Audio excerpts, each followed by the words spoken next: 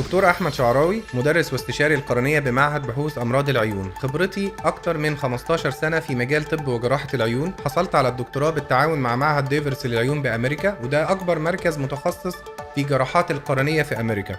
مش بس كده، ده المركز ده قام باختراع تقنية مختلفة في زرع القرنية السطحي الخلفي باستخدام الاس ستام، وكنت أول جراح لما رجعت مصر يقوم بعمل هذه التقنية، ونشرت الكلام ده في مؤتمرات في القاهرة وفي جدة.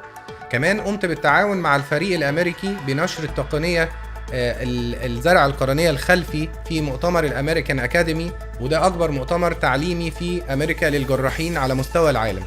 هنبتدي مع بعض هنا في سلسلة للمرضى عن أمراض العيون بصفة عامة وأمراض القرنية بصفة خاصة. هنتكلم عن زرع القرنية بأنواعه، وإيه ميزات زرع القرنية السطحي، وإمتى أعمل الزرع السطحي وإمتى أعمل الزرع الكامل. هنتكلم عن القرنية المخروطية وإيه أعراضها وإيه علاجها وإيه خطط علاجها. هنتكلم عن المية البيضاء، هنتكلم عن الليزك، هنتكلم عن أمراض كتير جدا في أمراض القرنية بالذات وأمراض العيون.